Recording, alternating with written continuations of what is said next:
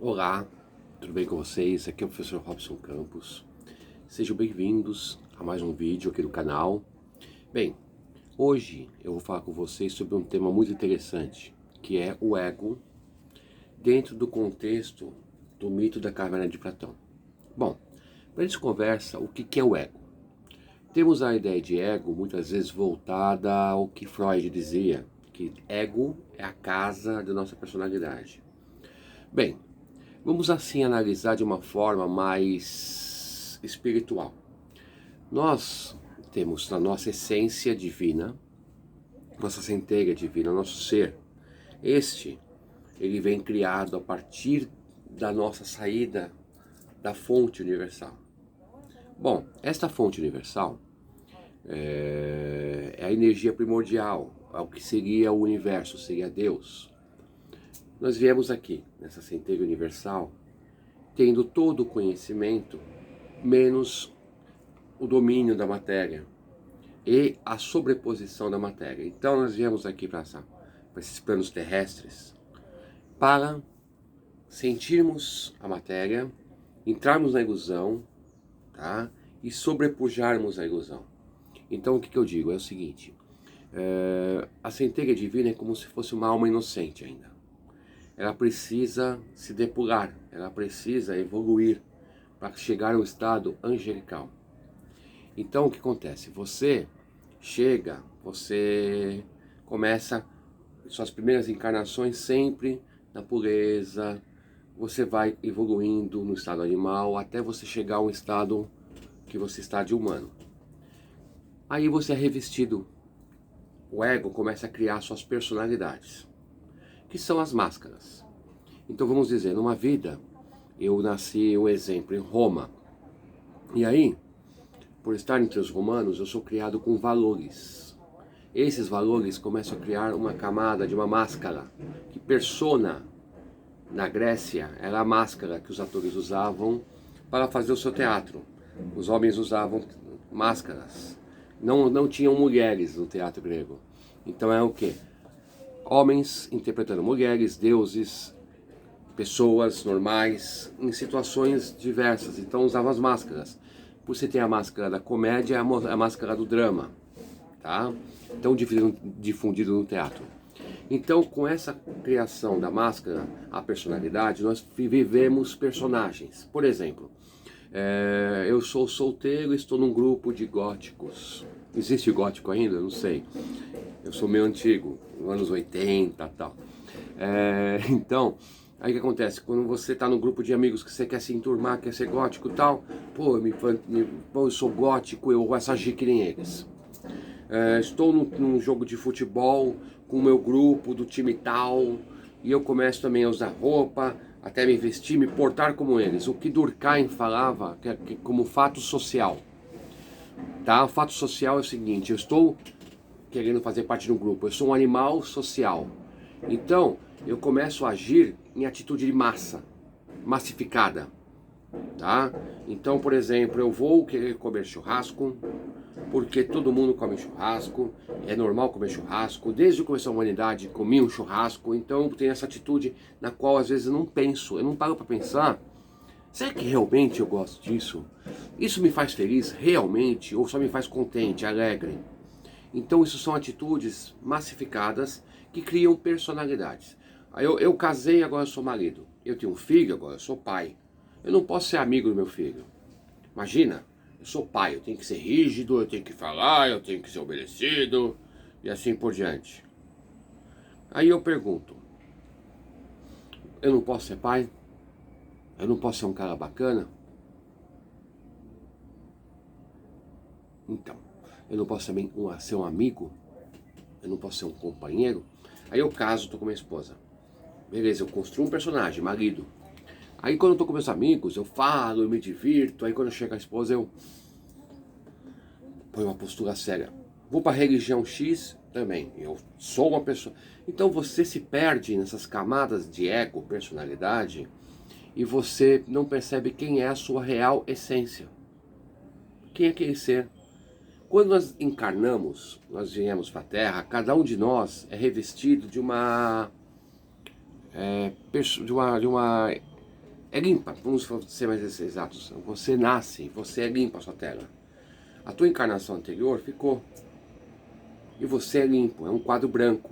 Só que você é criado com pais, com professores, com televisões, com N amigos, e você vai moldando uma nova personalidade com base também naquilo que ficou do passado, porque aquilo não ficou enterrado, tá?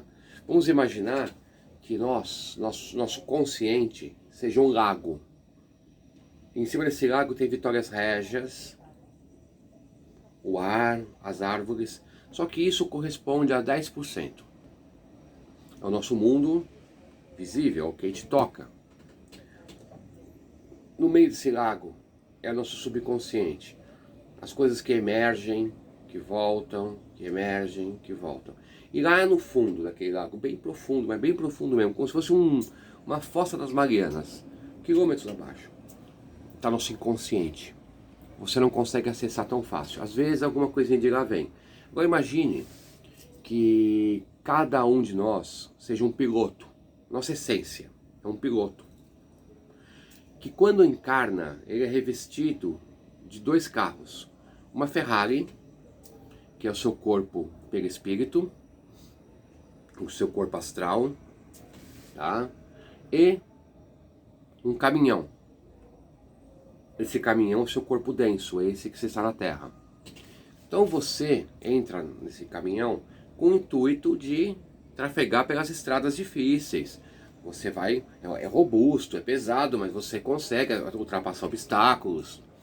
Só que aí você começa a ver uma pizzaria no caminho, você começa a gostar de ir lá parar para comer.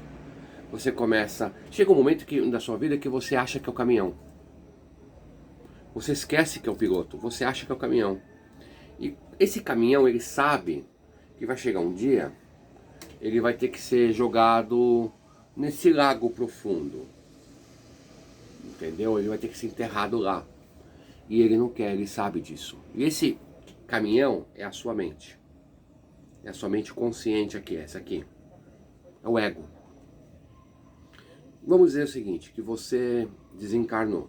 Quando desencarnou, quem sai de lá de dentro? A Ferrari. Só que antes de sair essa Ferrari, esse caminhão, ele ainda é... Ele não quer se soltar. Ele não quer se soltar de forma alguma. Então ele impregna a Ferrari para achar que é o caminhão ainda. Então é aí que você vê espíritos que vão ficar 100, 200, 300 anos, às vezes obsediando pessoas, presos naquela forma que ele tinha da encarnação anterior. Alguns, tantos, vão mudar suas formas, mas aqui dentro, ele ainda vai achar que é aquele ser daquela encarnação passada. Bom, o que acontece? Essa pessoa vai se identificar tanto com esse ego até o dia que ele realmente tem que encarnar. Aí quando ele vai encarnar, essa Ferrari também é jogada lá dentro. Quem sobrou? O piloto. Esse piloto ele vai sair e ele vai habitar uma outra Ferrari dentro de outro caminhão. E assim, cada encarnação fazendo essa roda de samsara. Enquanto você não perceber que você está se identificando com o ego, isto é, com o caminhão, você vai ficar encarnando. Isso me lembra uma história do Buda. O Buda dizia assim, existia um pedreiro e ele estava na Índia a quebrar pedras. Quebrando pedra. E aí, ele olhou um senhor rico, todo refrescado, com mulheres do lado, e ele fala assim, nossa, como eu queria ser que nem ele. Aí vem um Dijin e diz assim, assim seja feito. E quando ele pisca os olhos, ele está lá, numa mansão, sendo servido, bebendo bebida gelada, tudo feliz. Aí ele olha um rei na rua, passando, com seus elefantes de guerra, com seus escravos, e ele fala assim, nossa, como eu queria ser que nem aquele rei. E o Dijin fala assim, que assim seja. E de repente esse homem, ele está, rei, sendo servido, imponente, poderoso, e ele sente que o sol lhe queima, o sol lhe machuca, mesmo ele tentando cobrir. E ele fala, tem um ser mais poderoso que eu, que é o sol? E o Dijin fala assim, que seja, quer ser o sol? Seja o sol. E ele é o sol agora, iluminando, queimando o ambiente. Aí ele fala assim, vou queimar tudo e tem uma nuvenzinha lá na terra, impedindo ele de queimar tudo. Ele fala, mas essa nuvem é mais poderosa que eu? E aí, que assim seja. Ele é uma nuvem agora. Então ele inunda os campos. Mas tem uma pedra que resiste a ele. Ele fala assim, essa pedra é mais poderosa que eu. Eu quero ser essa pedra. E o Dijin, que seja a pedra. Agora ele é a pedra, robusta, rígida, gigante. Mas vem um homem e começa a quebrar. E ele fala, esse homem é mais poderoso que eu quero ser aquele pedreiro. Notem que se eu continuar essa história, eu vou falar que ele quer ser de novo rico, depois quer ser de novo rei, e eu vou ficar aqui num círculo, ó, contando, contando, contando, contando. Buda fala assim, você está nesse círculo? Sai do círculo. Olha de fora, seja o observador. Olha para aquilo e veja o padrão que você segue nas suas encarnações. É o que os indianos chamam de prakrti. Prakrti é estar na matéria, estar dentro da ilusão. A matéria, ela nos prende com várias ilusões. Você tem fome, isso é uma necessidade. Na escala de Maslow, na pirâmide de Maslow, nós falamos em necessidades. Então você está encarnado na matéria, você está sujeito às necessidades. Por exemplo, a base da pirâmide, ir no banheiro, dormir, comer, certo? Sobreviver. A segunda parte da pirâmide, casa, carro, apartamento, né? E você também precisa disso, ótimo. Enquanto você está nessa parte aqui, preso nessa parte, você não adianta, você não vai ficar pensando em espiritualidade, você não vai pensar em meditação, você está focado naquilo que é necessidade de sobrevivência, necessidade da matéria. Isso são necessidades. Só que aí você evolui, você começa a ter aquela parte família, amigos, dinheiro. Aí a cara começa a ficar naquilo. Beleza, ainda é uma necessidade humana de socialização. Aí o cara passa para outro patamar, poder. Quando ele chega nessa área do poder, ele começa a se perder. Porque é aí que entra na ilusão. No ciclo da ilusão real mesmo. Por exemplo, eu poderia estar estudando para ajudar a humanidade. Não, eu vou estudar para mim apenas. Eu vou apenas fazer porque eu preciso de dinheiro, eu quero comandar. No mito da caverna, que eu vou falar daqui a pouco, vocês vão perceber que esse ser que está na caverna, ele vai estar comandando as pessoas. Só que ele está preso ainda. Bom, mas vamos adiante. Aí você tem mais acima o autoconhecimento. É a pessoa que já busca o autoconhecimento. É onde poucos vão se entrar. Mas você escorrega entre algumas, mas aqui você já está começando a buscar saber quem é você, estudar você, etc e tal. Bom, aí chega adiante e você tem espiritualidade, etc e tal. Aqui são pequenas pessoas na base da pirâmide, na ponta da pirâmide, tá? O que acontece? Nós viemos aqui para a matéria para entrar nessa pirâmide e subir. Depurar nossos corpos até chegar à essência, que é lá em cima, que é o seu eu verdadeiro. Jung falava assim, no conceito de self e ego. Ego é a matéria. E o self é o seu ser, é o seu eu superior. É onde vem a casa da intuição, das boas ideias. Tudo que você tem de conhecimento, que você estuda, você vai jogar nesse rio, nesse lago da mente. Aquilo que você aplica, que você sempre vive, que você vivencia, se torna sabedoria. Até tem uma brincadeira que pergunta assim para o mestre, o que é sabedoria e o que é conhecimento? Ele fala assim, conhecimento é saber que tomate é fruta. E sabedoria, mestre, é saber que você não usa tomate na salada de frutas. Então o que acontece? Você tem conhecimentos, você estuda. Se você não vivenciar, você é vazio. Então não adianta eu estudar espiritualidade, estudar terapias holísticas, estudar coaching e não aplicar isso para mim e depois para os outros. Porque senão vai ficar tudo lá no raso e descendo para o profundo e vai ficar enterrado lá. Se eu utilizo, ele fica na superfície do meu lago, desce para o subconsciente e se enraiza no meu ser. E aí isso vira sabedoria que você pode nascer em várias vidas com essa sabedoria inerente. Nós viemos para essa vida para quê? para entender esse círculo de reencarnações e fazer a libertação, que é o moksha. Na Índia chamam de moksha. Sair do círculo de reencarnações. Então, se você se apega muito à necessidade de comer, você transforma isso em desejo. Então eu desejo comer o tempo todo, eu desejo comer, eu desejo tem que comer. Eu tenho a necessidade da procriação. Isso é uma necessidade de procriarmos. Só que aí você se identifica com o prazer sexual e você começa a viver a vida pautado nisso. E aí você também precisa do dinheiro para pagar suas contas, só que você se identifica com o poder que ele te traz. E você começa a ficar preso nesse ciclo do dinheiro. E aí você pega, por exemplo, e assim, bom, assim por diante. O que nós temos que fazer? Domar a nossa cabeça, para que ela entenda o que é necessidade e não ter apego. Então os índios norte-americanos, os xamãs, os medicine men, eles ensinam muito sobre desapegar, o ato de desapegar. Porque veja bem, você nasceu sem nada. Quando você desencarnar, você vai levar nada. Somente sabedoria. Entendam isso. A única bagagem que você vai levar é a bagagem moral, não é a física. Tá? Por isso que no Egito antigo, eles pesavam a pessoa, o coração da pessoa, que era onde ficava a mente e o espírito, com uma pena de mate. Eles pesavam aqui na balança. Se o coração pesasse, ótimo. Se a pena pesasse mais, a pessoa era levada para os infernos, para a destruição, ela deixava de existir. Só ia para o paraíso, só ia para o além, quem tivesse um coração bom, cheio de dignidade, de sabedoria. Essa analogia, essa metáfora nos diz o quê? Que precisamos depurar nosso coração.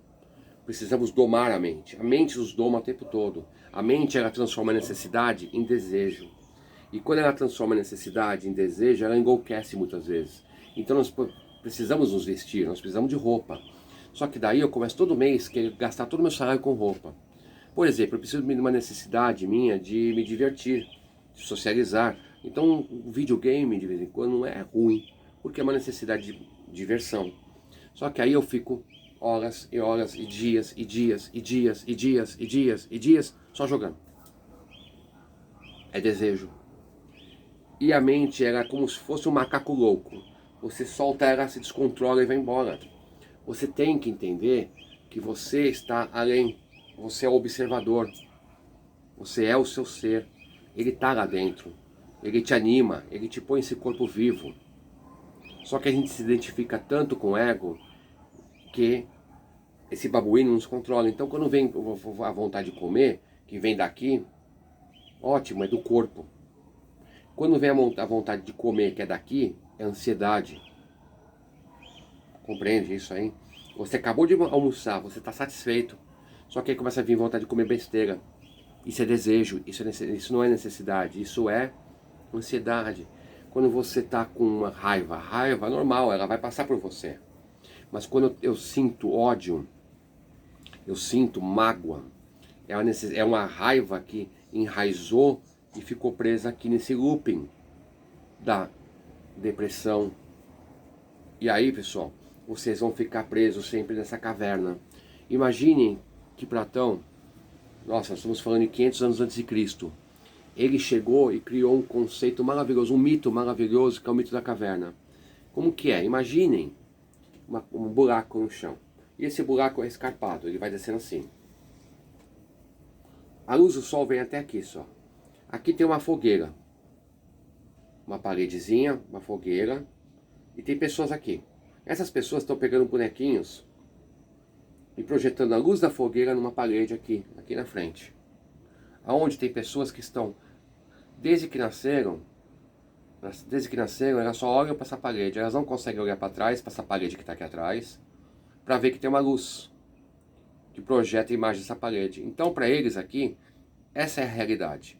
Elas veem bonequinhos que vão passando, situações, cenas, e elas continuam aqui. Aqui, para elas, é o mundo real, é a verdade. Essas pessoas que estão aqui na fogueira, elas estão controlando as pessoas aqui. Então elas dão churrasco, elas dão cerveja, futebol. E essas pessoas aqui estão felizes. Eles deixam que essas pessoas aqui elejam líderes, escolham situações, mas que desde que fiquem presas aqui. Por algum motivo, essas pessoas que estão aqui na fogueira, elas estão controlando aqui. Ninguém sabe para quê. Se elas querem fama, poder, status, tá? Mas essas pessoas aqui, elas crescem com a ilusão de um poder, com a ilusão de uma riqueza, de que podem crescer. Algumas aqui vão se destacar entre essas. Agora imaginem que uma dessas pessoas aqui consegue olhar para trás e ver que existe uma luz que vem lá de trás e ela resolve andar. Essas pessoas que estão na frente da parede vão começar a falar: não, você é louco, o que você está fazendo? Aqui é gostoso, aqui tem churrasco, aqui tem cerveja, lá você vai passar fome, você é louco, você vai deixar de ganhar um salário bom, você vai deixar de ir para o escritório pegando 4 horas por dia na Marginal Tietê dirigindo. Pra quê? Para ir morar no interior, para ir morar entendeu? São as pessoas que começam a ficar insatisfeitas com essa vida da cidade, com essa vida focada no consumo, desejo, e elas vão buscar uma vida melhor. Só que veja bem, você vai passar pelos homens aqui também, que muitas vezes, dependendo do caso, vão tentar te combater, porque eles querem comandar aqui. Eles não vão gostar que você saia. Mas vamos supor que você consegue escalar. Essa escalada é difícil, vai te machucar. E você vai ouvir as pessoas falando: volta, volta, você é louco. Então a primeira resistência é a família, os amigos que vão achar que você é louco. A segunda resistência vai começar a ser aqueles homens, os controladores, que vão começar a manipular as coisas contra você. O caminho também é íngreme, então muitas vezes você vai ter um rato lá que vai te atrapalhar, vai ter algum espírito negativo que vai querer te puxar, te assustar, mas você vai. Só que essa subida da caverna, imagine que são várias encarnações. E quando você finalmente botou a cabecinha para fora, é quando você está perto da iluminação. Quando eu digo perto da iluminação, você pode cair ainda. Buda ficou embaixo da árvore Bodhi durante muito tempo, sendo confrontado por demônios que vinham, os asuras, os demônios indianos, que vinham contra ele tentando trazer ele de volta para a caverna. E ele persistiu até que a iluminação completa veio. Até que ele saiu totalmente da caverna, se acostumou com a luz e viu que existe um mundo lindo, que é o mundo real. Não é a Matrix. Não é a Matrix. Ele sai da programação da Matrix. E aí ele olha para trás e se ilumina. Ele não tem necessidade de voltar para a caverna. Ele não tem necessidade de reencarnar mais. Só que esses seres, eles se iluminam tanto que eles pedem para Deus para que possam reencarnar, para que eles possam descer na caverna, para que eles possam dizer para as pessoas que estão lá embaixo que existe um caminho. Agora eu digo, as pessoas que estão aqui controlando a fogueira, elas estão tão presas nessa caverna, tão presas na roda das reencarnações, que é a roda de Sansara, quanto a pessoa que está lá olhando para a parede. Por quê? Ela tem a ilusão de que está controlando a mídia, que ela controla as grandes empresas, que ela controla o poder, que ela controla a política. Só que ela vai desencarnar. E um dia vai reencarnar. E talvez ela reencarne olhando para a parede. Um dia você é rei, outro dia você é mendigo. No outro dia você é pobre, no outro dia você é rico. E tudo aqui na Terra é efêmero. Você vai nascer, crescer, desencarnar e vai para o plano espiritual, que é a verdadeira casa. É aonde você enxerga finalmente que existe uma vida fora da caverna. Só que você está tão ainda na roda da reencarnação que por mais que você vislumbre o paraíso, você vai voltar para o inferno. Entendeu? Inferno não é o inferno físico, é o inferno da tua cabeça. Porque enquanto você não domar esse tolo a unha, você vai ficar aqui. Umas vezes, em algumas encarnações, dominando as figurinhas, ditando moda, ditando leis. Em outras vidas, sendo comandado. Até um dia que você perceber que os desejos são fúteis e você começa a sair. tem um conto sufi muito interessante que fala de Alexandre o Grande. Diz que Alexandre o Grande subiu ao paraíso carregando todo o seu tesouro, tudo que ele conquistou na terra, de forma metafórica, num carro, que ele puxava com muito peso. E um sábio que estava lá na porta do céu começou a rir dele, mas ria. E aí Alexandre falou, sabe quem eu sou? Ele, sim. Aí riu mais ainda. Eu estou aqui, todo perturbado com esse peso e você rindo? Ele, pois é. Faz o seguinte, aí pegou assim uma balança com todo o peso dele, todo o tesouro dele lá, e ficou assim. Daí ele pegou um olho humano e colocou lá, e o olho fez assim. O Alexandre falou, meu Deus, como pode esse olho humano ser mais pesado que o meu tesouro? Ele fez assim, com um pequeno de pó, jogou no olho, o olho piscou. Aí fez assim de novo, pum! Ele falou, isso aqui é um olho humano. O olho sempre fica desejando. Enquanto mais ele olha para lá, ele ganha aqui, ele vai olhar para lá, querendo mais. Então, se eu tenho um país que eu comando, eu vou querer tomar conta do país do vizinho. Quando eu consigo os 2 países, eu vou querer um terceiro. Daqui a pouco eu quero o mundo. Quando eu consigo o mundo, eu quero o universo. Ele sempre deseja. Pisque o olho, tire o foco do desejo, tudo aquilo deixa de ter importância. Então, nós vivemos sempre olhando com o olho do desejo. E o índio norte-americano nativo, ele ensina o desapego. Você quer se livrar das rodas das encarnações, quer ter leveza, desapega.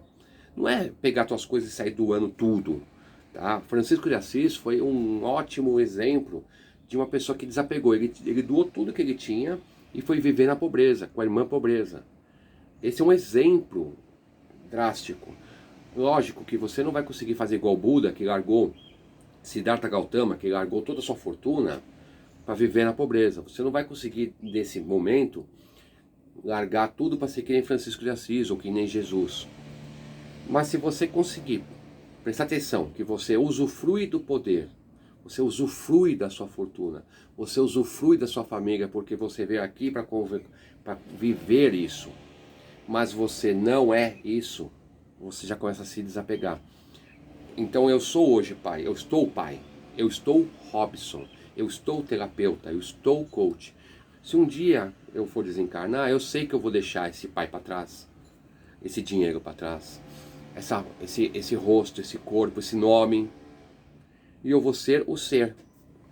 Então, quanto mais eu perceber que um dia eu vou desencarnar e que isso tudo vai ficar para trás e que não é meu realmente, é apenas usufruto, é apenas emprestado por Deus, eu vou chegar na outra vida mais próximo de sair da caverna. E aí o peso dos meus desejos vão ser cada vez maiores. Tá bom, pessoal? Eu espero que eu possa ter trazido aqui uma colaboração bacana para quem está fazendo o curso, que vocês possam usufruir bem desse vídeo. Eu vou fazer mais alguns vídeos, se Deus quiser, falando sobre alguns assuntos pertinentes a esta área de coaching e espiritualidade.